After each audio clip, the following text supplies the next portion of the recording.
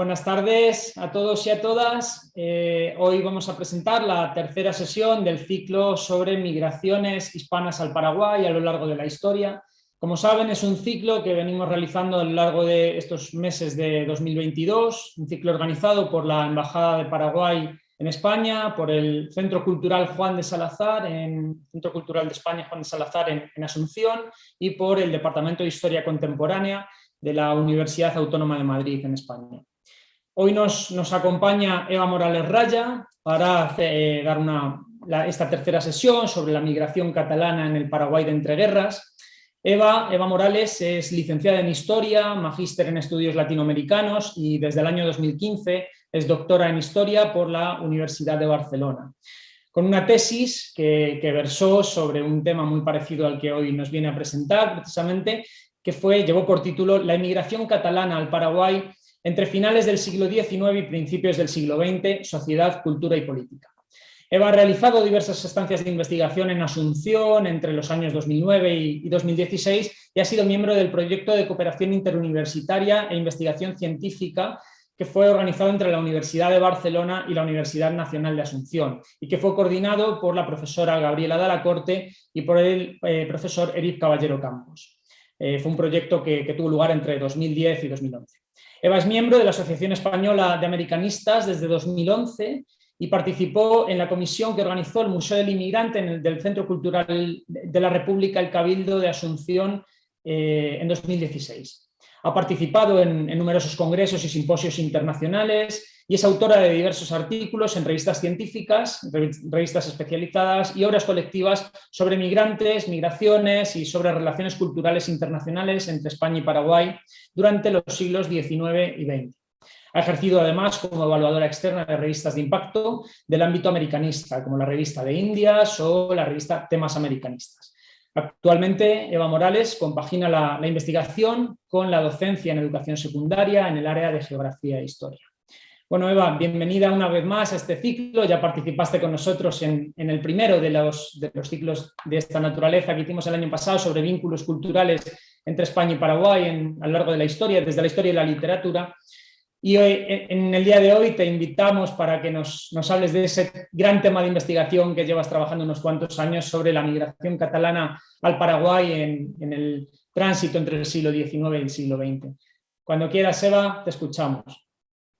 Bien, buenas tardes a todos y a todas. Muchas gracias por la presentación y a los organizadores por haber querido volver a contar conmigo en este ciclo de conferencias, en este caso sobre el tema o mi gran tema de investigación doctoral, ¿no?, que fue la migración catalana a Paraguay en el periodo de entreguerras paraguayo, es decir, entre 1870 y 1932, entre que finalizó la Guerra de la Triple Alianza y el inicio de la Guerra del Chaco. Bien, antes de adentrarme propiamente en el tema, sí que me gustaría contextualizar este flujo migratorio. Es decir, el flujo migratorio de catalanes a Paraguay no es algo único y excepcional, sino que se enmarca, en sus características, que se enmarcan dentro de un flujo migratorio más grande que se produjo entre 1850 y 1950, más o menos estos 100 años, de europeos que emigran a distintos lugares de América. Ese es un gran flujo migratorio de Europa a América. Entonces, si entramos dentro o ponemos el foco dentro de este gran ciclo migratorio, en el caso concreto que nos ocupa hoy, que es el de los catalanes en el Paraguay, sí me gustaría comentar o decir que sí que es verdad que es un caso singular en este caso. Y ahora veremos por qué yo lo denomino que es un caso pues, especial, singular o curioso, si les parece.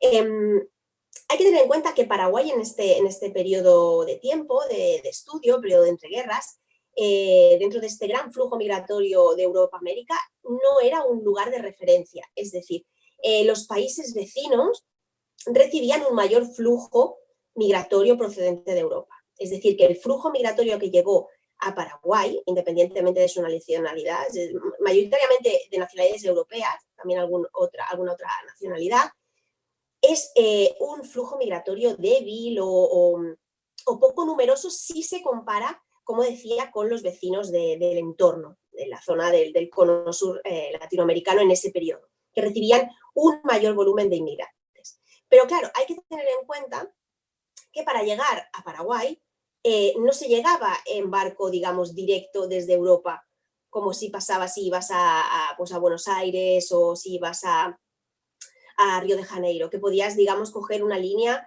de barcos que conectaban España, en este caso Europa, con América y ya arribaban a su destino. Estos inmigrantes que decidían emigrar a Paraguay tenían que continuar este viaje cogiendo nuevamente un barco que remontara el río hasta llegar a Paraguay. Es decir, que ya a nivel logístico ya se complicaba un poco más. Todo esto es para que se entienda, bueno, un poco las características de este flujo migratorio al Paraguay de entreguerras. No solo resulta pues más difícil llegar, sino que era un país menos conocido y además era este contexto, ¿no?, de posguerra. Paraguay había perdido la guerra de la Triple Alianza, el país había quedado devastado, con lo cual una de las primeras preguntas de investigación que yo me hice, bueno, fue, ¿pero por qué Paraguay? ¿Por qué decidieron, en lugar de quedarse, que era más fácil quedarse pues en Buenos Aires o quedarse en Río de Janeiro, por qué decidieron continuar viaje, que no era precisamente una travesía con las características que podríamos pensar hoy de navegación moderna, sino que contaba con sus dificultades y no debía ser del todo cómoda? ¿Por qué decidían continuar este periplo?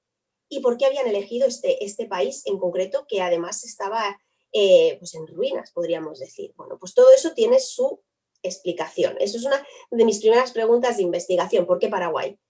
Igual que muchas veces me han preguntado a mí por qué has elegido Paraguay como lugar donde enmarcar tu investigación, porque no has investigado otros países. Bueno, en mi caso personal, a nivel historiográfico, Paraguay resultaba muy atractivo, puesto que estaban menos trabajados que otros territorios, con lo cual a mí me lo hacía un destino especialmente atractivo. Y en el caso de los inmigrantes catalanes de finales del 19 y principios del 20, ellos supieron encontrar en este destino migratorio, bueno, no solo ellos, también el resto de españoles y de europeos que se instalaron en el Paraguay en ese periodo, supieron encontrar en este país que acababa de salir de una guerra y que estaba un poco más alejado de las rutas o de los flujos migratorios, un lugar donde su migración podía tener más garantías de éxito.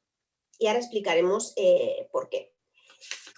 Cuando llegas al puerto de Buenos Aires o a estos grandes puertos receptores de inmigrantes europeos, evidentemente la competencia entre inmigrantes para conseguir empleo, para conseguir vivienda, para hacerse un lugar en ese nuevo mundo, era despiadada. Había a mayor número de personas, pues evidentemente más difícil era no tener éxito en esta empresa migratoria. En cambio, elegir un destino migratorio más alejado, menor, quizá menos atractivo a los ojos generales, hacía que al haber menos inmigrantes también las garantías de éxito fueran un poco mayores.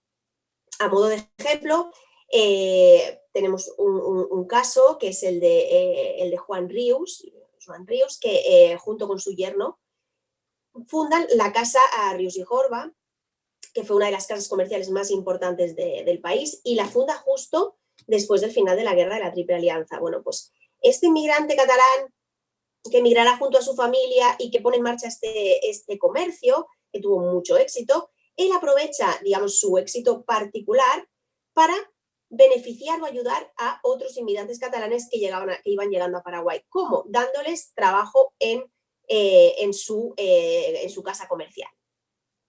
Con el tiempo, cuando estos recién llegados al país, ¿no?, pues conseguían ya establecerse o incluso juntar un capital, muchos de ellos fundaron sus propias empresas, gracias a la estabilidad que les había proporcionado este primer empleo en la Casa Ríos y Jorba, donde los otros trabajadores, la mayoría de ellos también eran otros inmigrantes catalanes que habían ido llegando.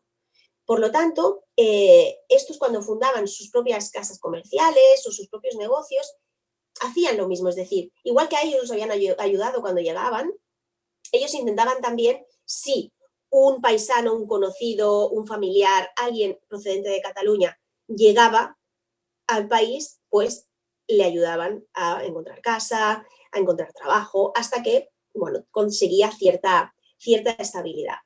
Por lo tanto, entendemos que esto favoreció a Paraguay como destino en contraposición con los otros grandes destinos migratorios. Es decir, en este caso, al ser más pequeño, había menos competencia y además el hecho de que estuviera en un momento de posguerra, donde el país estaba realmente por reconstruir, hacía falta mano de obra de todo tipo, de toda clase y de toda índole. Por lo tanto, era fácil encontrar trabajo y tener, digamos, ciertas garantías de éxito, porque necesitaban de todo.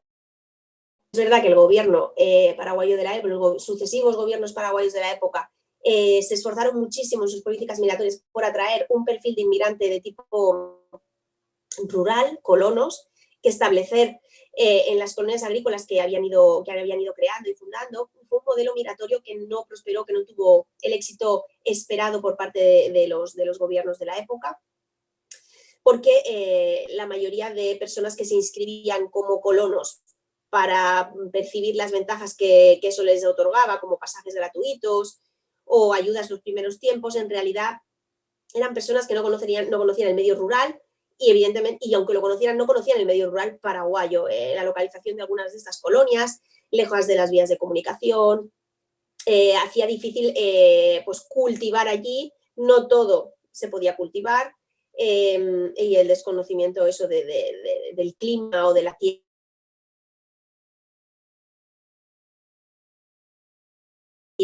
mediante las cuales los gobiernos de posguerra querían volver productivo al Paraguay y hacerlo competitivo de nuevo. Por contrapartida, consiguieron un tipo de inmigración de tipo urbano, es decir, gente que llegaba por sus propios medios. ¿Por qué? Pues porque conocían a alguien, algún vecino, algún familiar que se había instalado previamente, con lo cual ellos contaban, cuando elegían migrar, no lo hacían al azar o hacían rodar el mapa mundi y decían, bueno, voy a parar aquí a ver dónde me voy. No, sino que ellos ya contaban con algún tipo de enlace en el lugar de destino. En el caso de los catalanes en Paraguay también, algún conocido, algún familiar, algún vecino, alguien había migrado previamente y llegaban noticias de ha tenido éxito en su negocio, parece que las cosas le van bien, está ganando dinero, se ha establecido y allí parece que lleva una vida tranquila, cómoda, incluso mejor de la que pudiera llevar en Cataluña en tiempos anteriores. Con lo cual eso hacía también pues, que la gente se animara a seguir ese mismo destino migratorio y no probar uno nuevo. Eso es lo que se llaman las denominadas cadenas migratorias o redes migratorias, que son todas estas relaciones o microrelaciones que establecen los inmigrantes a ambos lados, es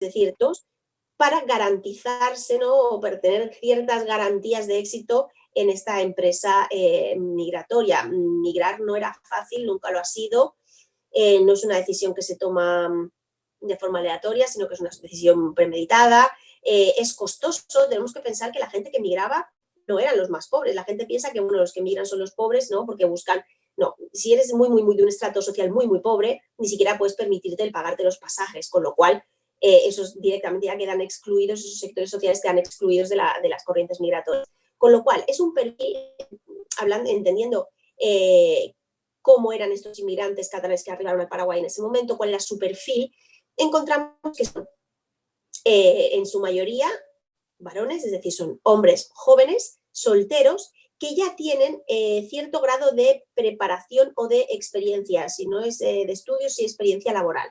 ¿De acuerdo? Entonces, cuando ellos llegan a Paraguay ya tienen, digamos, algunas herramientas, ¿no? O algo que ofrecer cuando llegan. Además, el hecho de ser varones que llegan a un país como Paraguay, donde sabemos que a raíz de la guerra de la Triple Alianza estaba muy descompensado el tema de género a nivel poblacional, ¿qué hicieron en la mayoría de los casos? Estos inmigrantes jóvenes y solteros de origen catalán se casaron con mujeres paraguayas y fundaron allí sus familias. Eso también hace que este caso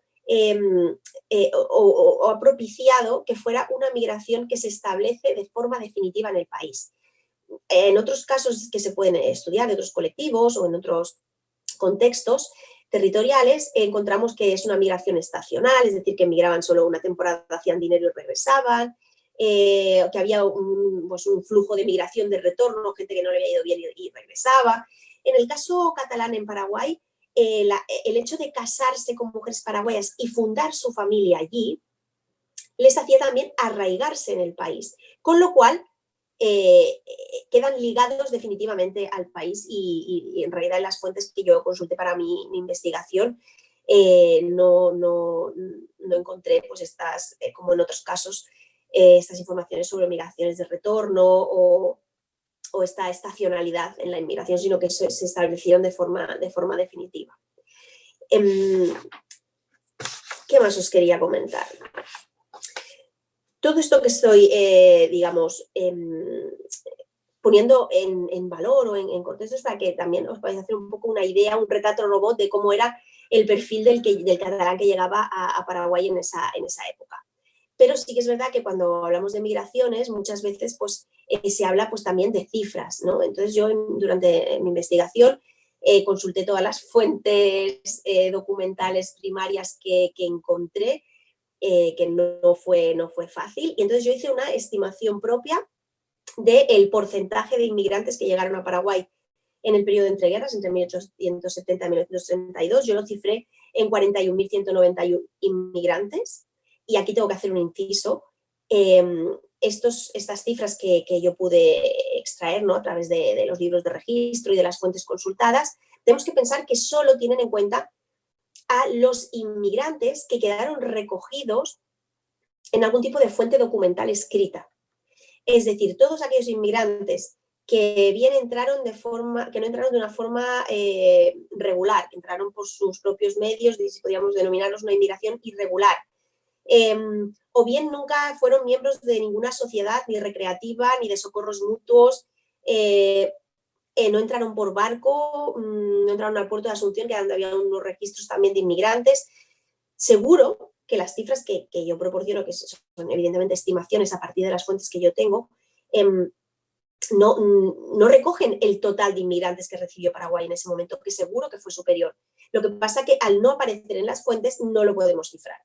Entonces no se puede saber exactamente cuántos inmigrantes llegaron, sino yo que he podido cuantificar todos aquellos que aparecen en las fuentes. Entonces, como os decía, de este total de 41.191 inmigrantes, 12.759 serían de origen español. Y dentro de estos españoles, 4.083 serían catalanes, eran catalanes, según las fuentes que he podido consultar. Estas cifras, que bueno, pues pueden parecer pocos, siempre hay que ponerlo eso en el contexto el contexto que os he explicado, ¿no?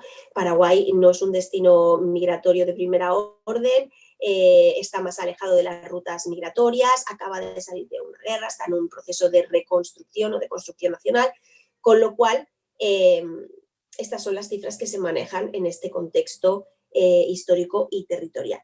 En cuanto a los porcentajes que representan los catalanes a nivel estatal o a nivel peninsular, las fuentes que yo tuve acceso para mi investigación de tesis doctoral y que luego he seguido explotando con el paso del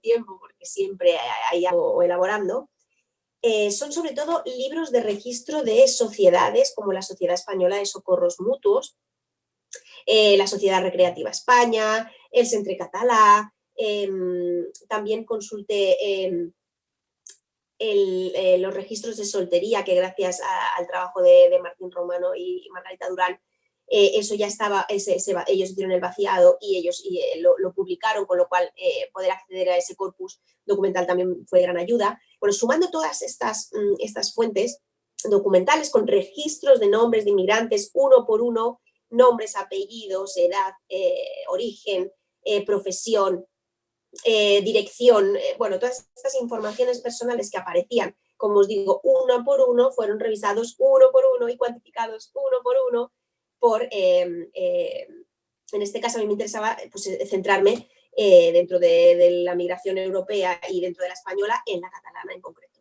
por focalizar en algo más pequeño, más asumible.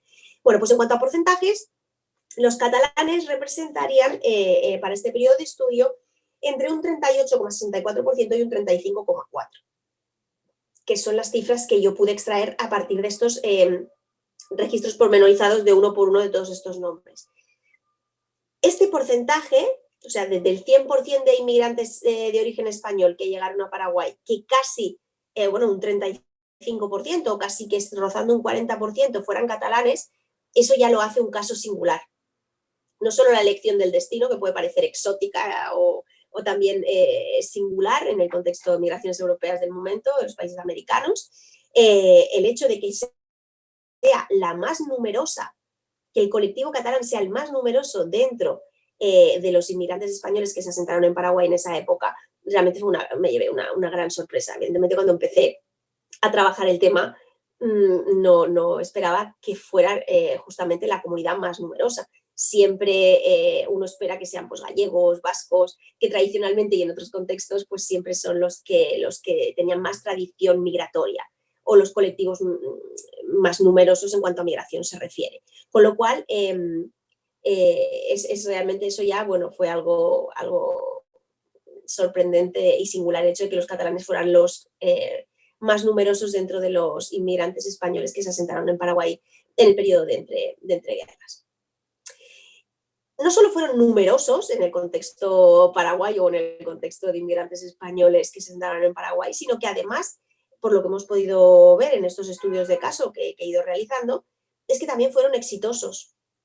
Es decir, como os comentaba con el ejemplo que os ponía de la casa comercial Rius y Jorba, que luego los extrabajadores, podríamos decir, fundaban sus propios negocios, ellos seguían manteniendo vínculos, pues evidentemente con los que habían sido sus antiguos compañeros de trabajo, a través también de las redes matrimoniales, no solo se casaban, sí que se casaban quizá en primera instancia con mujeres paraguayas, pero luego los hijos los casaban entre ellos, es decir, un hijo de un inmigrante catalán y una hija de otro inmigrante catalán, aunque las madres fueran paraguayas, pues se producían también estos matrimonios que unía a estas familias. Normalmente tenían eso, o negocios en común, o relaciones familiares, o relaciones de paisanaje, de amistad. ¿Por qué? Porque se movían siempre en los mismos círculos. Es decir, el tipo de negocios, había de todo, pero la mayoría de los inmigrantes que se instalan en Paraguay en esa época lo hacen en la capital, lo hacen en Asunción. Es decir, es un perfil de inmigrante de tipo urbano. Y entre las profesiones de carácter urbano, los más numerosos son aquellos que se dedicaron a las cuestiones relacionadas con el comercio y con la importación y exportación de productos. Es decir, traían productos de España y de Cataluña y los distribuían en Paraguay y viceversa. Eso lo sabemos porque aparte había esta colonia catalana de la que os estoy hablando, ellos demandaban productos originarios de su lugar de origen. Es decir, ellos querían seguir consumiendo productos originarios de Cataluña. Con lo cual eso también generaba una especie de comercio étnico, se le ha denominado también, ¿no? De cómo estos inmigrantes, eso lo podemos ver también, extrapolar hoy al presente, como diferentes comunidades de inmigrantes asentados fuera de su lugar de origen tienen sus propias tiendas donde pueden encontrar sus productos, ya sean tiendas de productos latinos, tiendas de origen magrebí o de origen ruso, pues ellos quieren seguir consumiendo lo que están acostumbrados. Entonces, bueno, podía resultar curioso, ¿no? O podía sorprender, al menos a mí me lo pareció, que hubiera negocios especializados en la importación de productos catalanes para venderlos, y si eso era rentable y el negocio no solo iba bien, sino que montó una sucursal, quiere decir que había demanda. Es decir, que los catalanes que estaban allí asentados demandaban estos productos. ¿Qué productos? Pues vins del Penedès, que es una zona vitícola catalana, anchoas de la Escala, que es un tipo de pescado en salazón, muy concreto de la zona de la costa de Gerona. Es decir, eran productos como podríamos denominar hoy, pues no sé, quizá como muy gourmet o muy concretos, pero que ellos no querían, pese a estar a miles de kilómetros, no querían renunciar a seguir consumiendo sus productos. Con lo cual primero hubo el almacén catalán de Salvador Espelt y luego hubo el nuevo almacén catalán de Salvador, es decir, y abrió una segunda sucursal porque el negocio le iba bien y había demanda de este tipo de productos. Otros de los negocios, bueno, la mayoría de inmigrantes de este momento, siendo el propio Spelt un ejemplo, o los Horva, además de estar al frente de sus propios negocios, ¿no?, y haber fundado allí sus familias, consiguieron, digamos, tener como un ascenso social. Y lo consiguieron porque además ostentaron cargos importantes o bien dentro de estas asociaciones recreativas o de socorros mutuos, es decir, dentro del colectivo, pero también en bancos paraguayos, en sociedades agrícolas, sociedades de crédito, es decir, tenían varios cargos, sabían moverse, tenían influencias y si estudias o vas estudiando en profundidad, pues estas relaciones que unían a estos inmigrantes, al principio el único nexo que podían tener en común es ser originarios de Cataluña o ser originarios de España, pero si empiezas a trabajar un poco más estas figuras, estas familias, estos personajes, ves que tenían relaciones o de tipo comercial o negocios o estaban emparentados o eran vecinos o eran amigos o iban juntos al mismo centro recreativo. Es decir, que formaron tupidas redes y estas redes eran muy importantes en ese momento, porque no solo les permitió que la empresa migratoria fuera exitosa, sino que además allí tuvieron, pues como os comentaba, en muchos casos un buen estatus o incluso un ascenso social a través de saber relacionarse y de sus negocios, sus trabajos, sus relaciones familiares, etcétera. Es decir, que, como os decía, no solo fueron el colectivo más numeroso, sino también fue un colectivo exitoso dentro de su contexto. Siempre hablando de eso, en cifras puede parecer poco, pero bueno, siempre hay que contextualizar.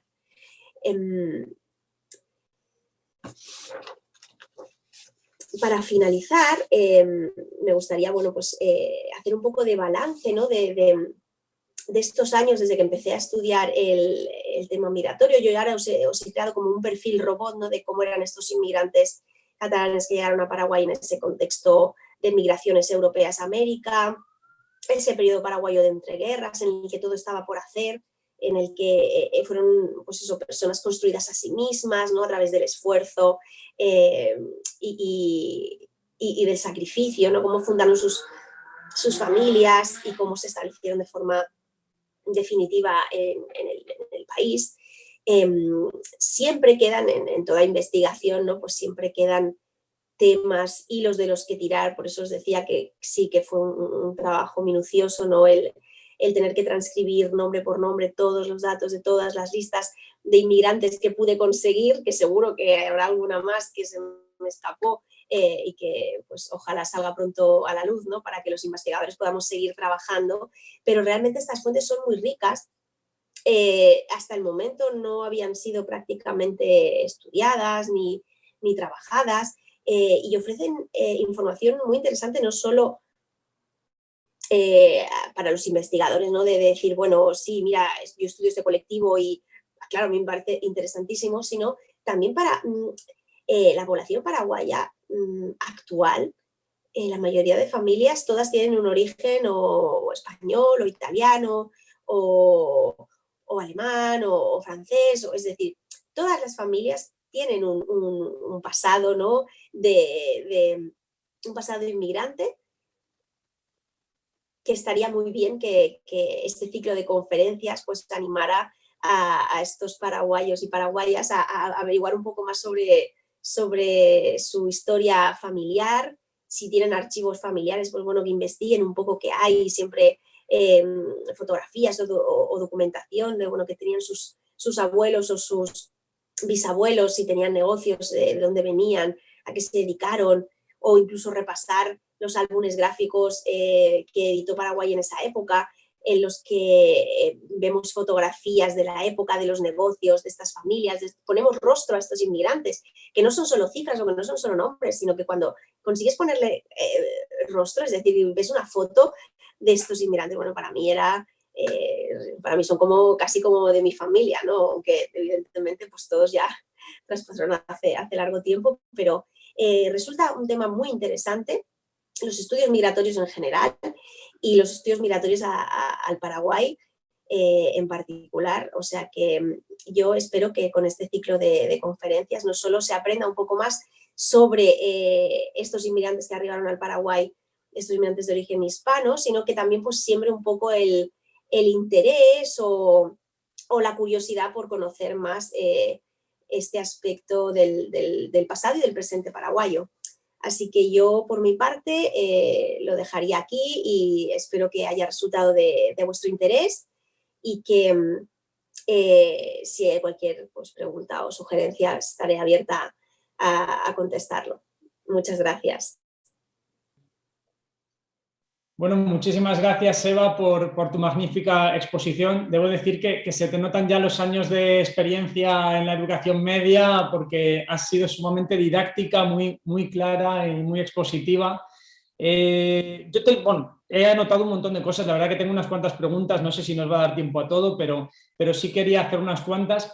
Primero, estabas hablando justo acababas mencionando el tema de los archivos personales que guardan las familias. Yo creo que eso es muy importante también desde estos espacios de divulgación histórica, que también hagamos un poco la pedagogía del llamamiento a la gente a que guarde sus archivos personales y a las instituciones a que también los guarden y los protejan y los custodien como es debido, ¿no? En lo que toca a las familias, procurar tener todos esos archivos bien cuidados en sitios que no sean peligrosos para esa documentación, bien guardados y en la medida de lo posible catalogados, porque nunca sabes en qué momento pueden ser precisamente material para una importante investigación de algún investigador o investigadora, como es el caso de Eva Morales, que hoy nos ha acompañado. Bueno, Eva, directamente algunas cuestiones.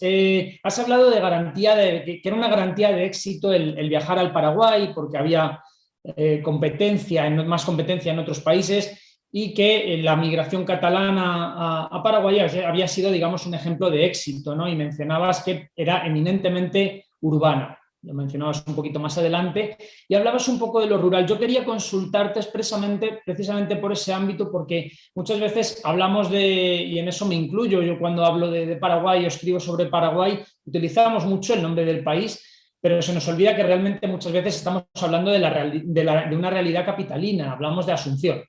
Entonces, quería preguntarte directamente si hubo casos o tienes registrado en tesis o en alguna otra investigación de familias catalanas, que se hubieran dirigido al Paraguay y que hubiesen tenido éxito en la conformación de algún negocio en el interior del país, no ya en las inmediaciones de la capital, que también en el fondo pues la producción podía estar un poquito descentralizada, pero la venta podía ser capitalina, sino más hacia el interior. Si había algún ejemplo de esa cuestión o si hay varios, pues un poco cuáles eran las características, el tipo de negocios, etcétera.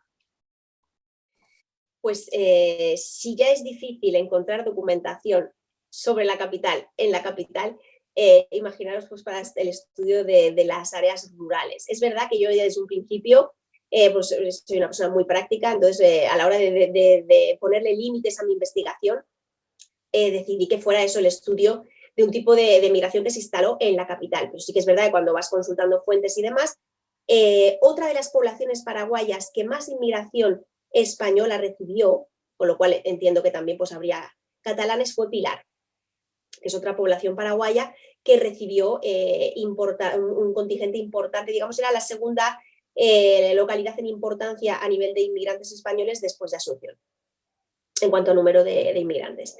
Y después están todas estas experiencias con colonias agrícolas que fundaron los propios gobiernos paraguayos de posguerra, en las que ellos buscaban a toda costa colonos, es decir, inmigrantes de tipo rural. Entonces aquí aparece una picaresca por parte de los inmigrantes, ¿no?, que se quieren beneficiar de las ventajas que les proporciona el declararse que son agricultores. Y entonces yo recuerdo haber consultado fuentes, ¿no?, de inmigrantes españoles y catalanes también, de cuando les preguntaban, ¿no?, profesión, agricultor. Porque claro, era como decir, no, yo vengo, me pagan el pasaje y yo voy a una colonia agrícola pero luego ponían dirección o lugar donde se van a quedar, Asunción. Bueno, si vienes a practicar la agricultura, lo vas a hacer justamente en el centro urbano más importante. Entonces ahí se veía un poco, se intuía esa picaresca que hubo detrás, ¿no? De cómo intentar aprovechar las ventajas que siempre fueron por parte de los gobiernos paraguayos enfocadas a un tipo de inmigración de tipo rural, y no tanto a beneficiar un tipo de inmigración urbana que fue más de tipo espontáneo, pues utilizando esas redes, esos contactos que ya tenían. El tipo de negocios, incluso aunque fueran en otras localidades que no fueran propiamente Asunción, en la mayoría de los casos tenían que ver con algo relacionado con el comercio y con la importación y la exportación de productos, ya fuera de yerba mate, de café, de caña, de productos paraguayos que podían salir al exterior y importar productos europeos de los cuales había demanda por todos estos inmigrantes europeos nuevos residentes en el país que querían estos productos. No sé si he contestado a tu pregunta, pero hasta ahí puedo leer. Muchas gracias, Eva. Sí, queda perfectamente contestada. ¿Alguna otra? Habías hablado de que la mayoría de catalanes llegaban, o muchos llegaban con redes previas, ¿no? Tenían algún enlace al momento de viajar a Paraguay. Y yo te quería preguntar si había casos de inmigrantes sin esa red previa y que hubiesen tenido también éxito, porque me imagino que a lo mejor alguno habría que pasase un tiempo y luego abandonase, que se hubiesen quedado, porque los que venían con red previa se entiende de alguna manera también esa dificultad, eso que comentabas de que era extraño que llegasen a Buenos Aires y luego continuasen hasta Paraguay, siendo que era un poco más complicada la llegada, que había menos información, etcétera. Eso se puede autoexplicar un poco porque iban directamente a donde tenían familiares o algún contacto, pero no se explica tanto precisamente en el grupo de gente que no tuviese esos contactos previos. ¿Tienes ejemplos, hubo ejemplos de esas personas que llegaban sin enlaces y que tuvieran éxito en el desarrollo de su profesión? Tengo ejemplos de varios ejemplos que he podido reseguir, que Paraguay no era el primer destino migratorio. Es decir, que habían pasado una temporada previa en Argentina o en la zona más próxima de Brasil y que un tiempo después decidían instalarse en Paraguay. ¿Qué podemos deducir de esta decisión? Que Paraguay ofrecía algo más respecto al lugar donde ya estaban. Yo lo relaciono, como habéis visto en mi exposición, con el tema de esta competencia, ¿no? A mayor número de inmigrantes o ser una zona pues mayor receptora de inmigración, que se haga más difícil. Entonces, tengo documentadas familias y casos de inmigrantes que finalmente se quedan instalados en Paraguay y que tienen éxitos en sus negocios, en los que Paraguay no fue su primer destino migratorio, sino que cuando salieron de España y de Cataluña, primero estuvieron en Argentina, o primero estuvieron en Brasil, o primero estuvieron en Paraguay, y después de unos años deciden pasar a Paraguay e instalarse ahí, fundar sus negocios, y a priori tuvieron éxito porque se quedaron. No siguieron este periplo migratorio a otras zonas. Muy bien, y habías mencionado que es una cifra bastante elevada, un porcentaje muy elevado, el 35% de los inmigrantes españoles a Paraguay procedían de Cataluña o eran catalanes. Y has pasado un poco como por encima sin a lo mejor abundar en los motivos. ¿Tú reflexionaste sobre las razones por las cuales podía haber tantos catalanes en relación con el número de españoles que viajasen a Paraguay? Sí, como os he dicho, yo fui la primera sorprendida, es decir, a nivel, estos que os he dado yo son como unas medias, ¿no? Extraídas del análisis de las fuentes documentales, de estos libros de registros de asociaciones de inmigrantes, de españoles, y entonces viendo dentro de España, pues viendo pues cuáles, estos eran andaluces, estos eran asturianos, entonces hice porcentajes, ¿no? En el porcentaje más bajo los catalanes representaban un 22%, pero seguían siendo el más numeroso. Y en el caso más numeroso, que era la Sociedad Española de Socorros Mutuos, representan un 38 y pico por ciento. Con lo cual sí que realmente sorprende a nivel de cifras que fueran tantos catalanes allí.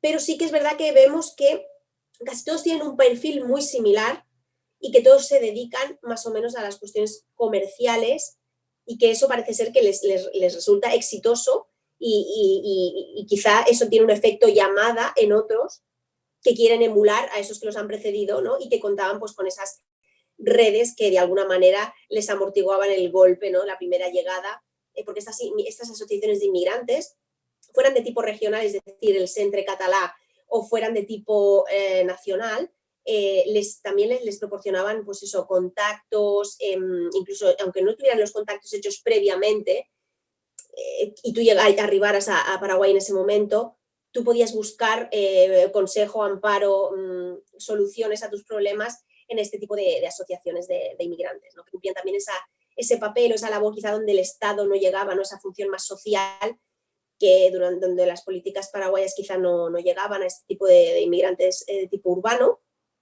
Y entonces pues estas asociaciones cumplían este cometido también y les favorecía, y yo creo que quizá eso hizo que fueran más o que se animaran más a viajar este colectivo que otros, porque realmente es un caso curioso cuanto menos, sí, sí.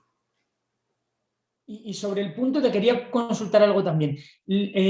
¿Había entre los migrantes ya asentados, las familias con negocios ya en Asunción o en Paraguay, la llamada a otros paisanos que estaban en España, estaban en Cataluña, para que viajasen a Paraguay sin que ellos hubiesen mostrado inicialmente interés, que pudiera ser para atraer mano específica o cualificada o por reagrupación familiar?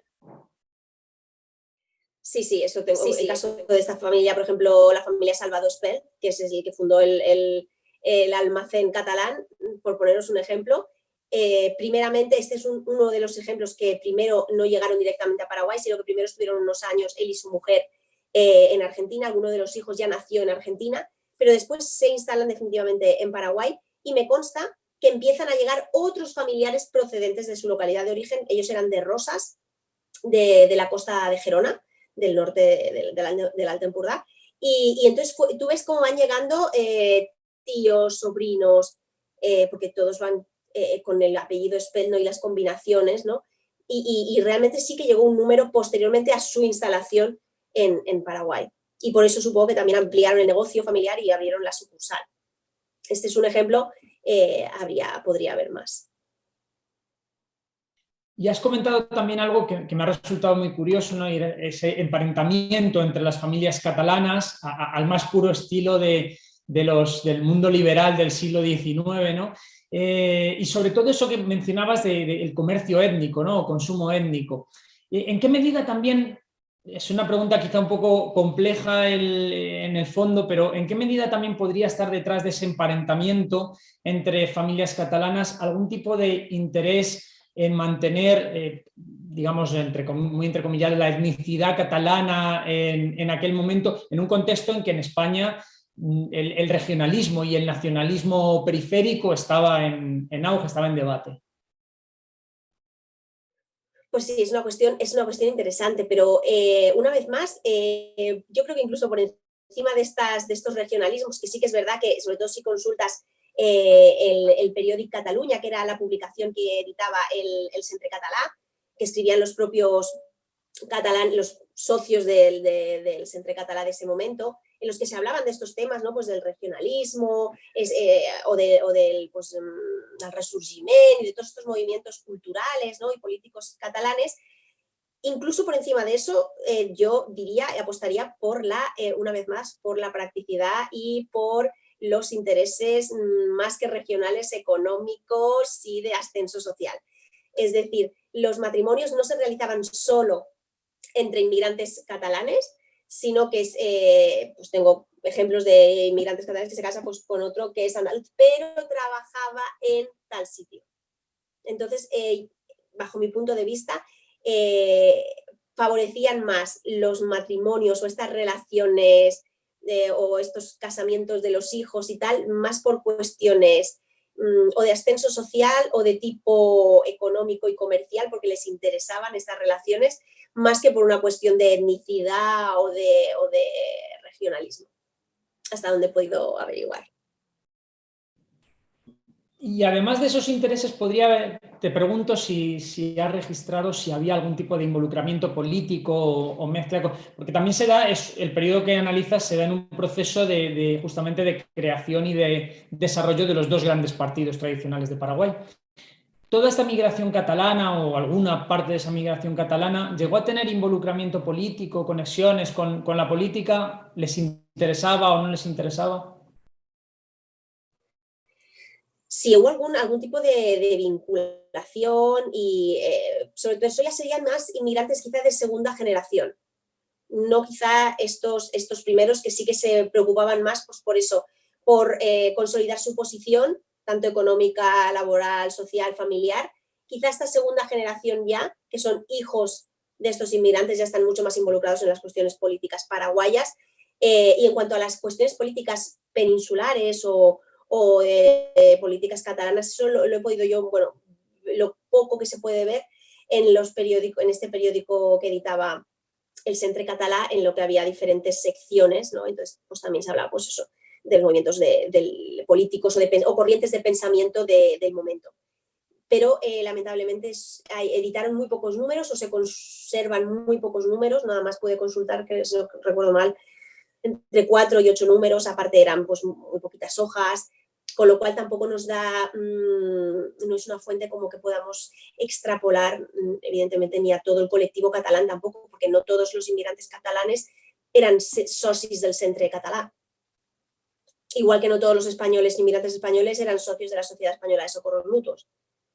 Entonces, claro, es lo que comentábamos de las fuentes, pues uno trabaja con las fuentes que tiene y los datos que extraemos son sobre estas fuentes, que seguro que si pudiéramos acceder a todos esos inmigrantes que no han quedado registrados en las fuentes, pues podríamos ampliar mucho más nuestros estudios y nuestro campo de visión, que ahora está un poco focalizado y restringido a lo que ha quedado registrado en las fuentes y que se ha conservado, que esto es otra, porque claro, los temas de conservación, como bien comentabas al inicio, para nosotros, para los historiadores, las fuentes documentales son nuestro bien más preciado, son auténticos tesoros, son joyas. No todo el mundo tiene nuestra visión, ¿no? Para otros son simple papel viejo, mohoso, sucio, apartado, y no le dan el valor que realmente eso tiene. Entonces, mucha cosa seguro que se ha perdido por el camino, por eso es importante conservar todas esas fuentes documentales, sean familiares, sean gubernamentales, porque son, y digitalizarlas para que, aunque la degradación de lo físico con el paso del tiempo es evidente y temas de conservación, también el tema de la digitalización hay que ponerse las pilas en eso para poder conservar en el futuro todas estas fuentes y poder seguir ampliando los estudios.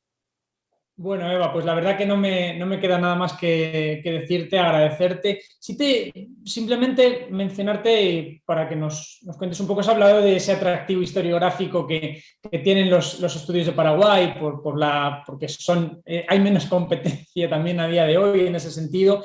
Y bueno, por si podrías apuntar por dónde puede haber también todavía un nicho de interés en cuanto a las migraciones catalanas o españolas al Paraguay, que tú hayas detectado que hay algún vacío, que hay posibilidades de acceso a fuentes, algo en ese sentido. Y terminar también, pues, porque nos comentes en qué estás trabajando ahora, aparte de dar clase, si estás avanzando en algún tipo de investigación sobre las relaciones con Paraguay. Sí, ahí seguimos. Siempre esto no se acaba nunca. El gusanillo de la historia de Paraguay me entró fuerte y no lo he dejado. Sí, fue una cuestión también eso, pues muy de practicidad, ¿no? De realmente a nivel historiográfico, los estudios sobre historia de Paraguay desde España eran pocos, de las cuestiones migratorias también. Entonces me pareció que era un tema que podía ser potente en el sentido de que, bueno, pues por poco que yo pudiera aportar, algo sería, ¿no? Porque no contábamos en ese momento pues, con grandes estudios migratorios sobre españoles en Paraguay y fuera de, sobre todo había más estudios de la época colonial o más recientes, pero justo este periodo de entreguerras historiográficamente estaba poco trabajado, incluso también por la historiografía paraguaya. Yo pensaba, pues oye, si es un periodo, pues eso, finales del 19, principios del 20, a nivel contexto es genial, porque no habrá más estudios. Claro, luego cuando ya me metí yo en el tema entendí por qué es más fácil trabajar colonial o trabajar, porque está todo en el Archivo Nacional de Asunción, todo está catalogado, todo está ordenado y tú vas allí con tu tema y a buscar. En el periodo de entreguerras, ya no está en el Archivo Nacional, entonces ya ahí tienes que buscarte la vida, a ver qué encuentras, dónde lo encuentras, tocar puertas, qué hay, dónde está. Entonces, claro, eso dificulta mucho la labor investigadora, pero también creo que la hace mucho más atractiva, ¿no? El hecho de que no sabes ni qué te vas a encontrar. Entonces, pues a veces encuentras grandes joyas. Y en cuanto a qué voy a estar trabajando próximamente, pues voy a intentar indagar un poco más sobre las mujeres inmigrantes que eran socias de la Asociación Española de Socorros Mutuos, porque casi siempre toda la documentación que hay es sobre hombres, entonces voy a intentar a ver qué puedo sacar sobre estas mujeres que también eran socias. Así que, bueno, muchísimas gracias. Muchísimas gracias, Eva. Ha sido un placer tenerte con nosotros y con nosotras en esta tercera sesión del ciclo. Y nada, nos vemos en la cuarta sesión, que será sobre la migración, en este caso gallega, en Paraguay, y que dará el doctor Philip Duncan Webb. Muchas gracias a todos y que tengan buenas tardes.